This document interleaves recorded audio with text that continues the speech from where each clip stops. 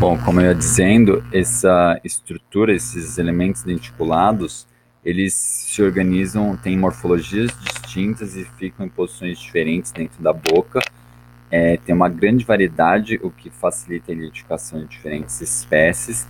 E, devido à diferença de morfologia e especialização desses dentículos, a inferência que se faz a partir deles é que esses animais eles tinham uma grande diversidade de dietas, essencialmente carnívora, mas ainda assim se alimentavam de coisas distintas, os diferentes grupos. Tem uma série de características favoráveis a utilizar esse grupo em diferentes tipos de estudos na paleontologia. Eu não vou gastar tempo apresentando essas aqui, mas depois vocês leiam com calma, por favor. Eu vou apresentar essa característica em particular que eu acho bastante diferente. Essencialmente, esses elementos denticulados, eles alteram a cor deles em função da temperatura a qual a rocha na qual eles foram depositados foi submetida. Talvez tenha sido confuso, vou falar de outra forma. Basicamente, os animais morrem, esses elementos denticulados se depositam no fundo, junto com sedimentos, esse sedimento vai se transformar numa rocha e essa rocha pode sofrer alterações de temperatura, em função, basicamente, a forma mais fácil de visualizar isso essas rochas vão para camadas mais profundas. Quanto mais profundo, mais quente. E, à medida que essa rocha muda a sua temperatura e ela se esquenta, os elementos denticulados mudam de cor. Então, por exemplo, se você pegar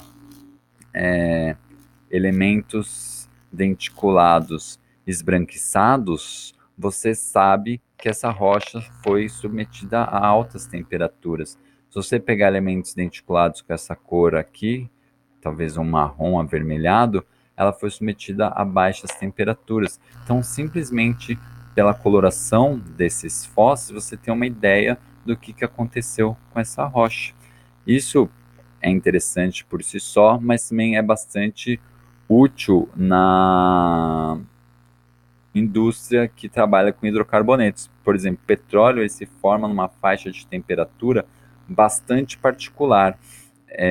Se você encontrar rochas que foram submetidas a altas temperaturas, aqui não tem mais petróleo. O petróleo se degenerou, degradou, não sei o termo correto.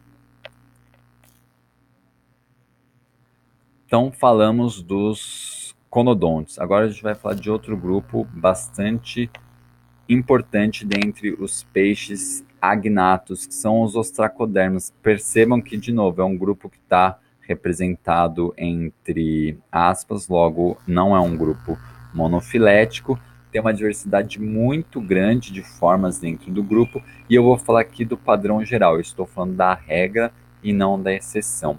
A regra é esses peixes apresentavam uma carapaça cefalotorácica de ossos dérmicos e escamas no corpo. Então, aqui é uma boa representação de formas desse grupo. A gente pode ver aqui a carapaça cefalotorácica e os ossos dérmicos recobrindo o corpo, basicamente as escamas recobrindo o corpo. Outra característica do grupo é a ausência de nadadeiras pares ou elas eram pouco desenvolvidas. Se você bate o olho em qualquer uma dessas figuras, vocês vão ver que as nadadeiras pares ou elas são ausentes ou elas estão pouco desenvolvidas. Nesse caso, ó, tem a nadadeira peitoral, mas não tem a nadadeira associada à cintura pélvica. Essencialmente eram animais tanto de águas doces quanto águas salgadas. Interpreta-se que eles tinham uma natação complicada, primeiro pelo peso dessa armadura, de todo esse esqueleto, e segundo pela ausência de nadadeiras pares. E percebam também, eles são agnatos, portanto, eles não têm maxila e mandíbula. Geralmente a boca é representada assim, um pequeno orifício. Tinha uma diversidade morfológica. Antes de falar de diversidade morfológica, eu falei que esse grupo é o quê? Eles têm carapaças cefalotorácicas formados por ossos dérmicos. O que são ossos dérmicos? Essencialmente tem dois tipos de ossificação: a dérmica, ou intramembranosa, e a endocondral. A ossificação dérmica, ela ocorre justamente na derme, na região da derme, e ela não é precedida pela formação de um tecido cartilaginoso. A formação do tecido ósseo, ela ocorre diretamente. Já nos ossos endocondrais, antes é formada uma matriz cartilaginosa e depois essa matriz cartilaginosa ela é substituída pelo osso em si. Então, essencialmente, esses peixes agnatos, eles apresentam exclusivamente esse tipo de ossificação. Bom, se vocês olham um pouco da diversidade do grupo, dá para ver que tem uma variação de forma relativamente considerável. Eu vou destacar aqui que tem algumas formas que são fusiformes e outras formas que são achatadas dorso-ventralmente. E, de novo, o jeitão básico desses peixes é sempre o mesmo. Então, é uma carapaça cefalotorácica, o corpo revestido por escamas e nadadeiras pares ou ausentes ou pouco desenvolvidas. E também a região da boca é um orifício relativamente pequeno. Eu vou usar essa estratégia de fontes maiores e menores para me referir a grupos ao aspecto prioritário dentro do grupo. Então, esses grupos eram majoritariamente filtradores e tinham alguns grupos que eram predadores de presas de presas pequenas e de corpo mole. E esse grupo, ele se extinguiu, particularmente no final do Devoniano. Sempre que tem extinção de um grupo, é comum a gente encontrar na literatura argumentos de que o grupo se extinguiu em função de competição com grupos com características mais sofisticadas, em princípio. Por exemplo, os gnatostomados, que são os grupos com maxila e mandíbula. Então, na literatura é comum encontrar que os ostracodermos se extinguiram em função da competição com grupos que apresentavam e apresentam ainda maxila e mandíbula. Mas se você olhar o tempo de convivência desses grupos, essa argumentação perde força. Por quê? Porque os gnatostomados e os ostracodermos, eles coexistiram por entre 30 e 50 milhões de anos. Isso é bastante tempo para considerar um efeito dos gnatostomados na extinção do grupo.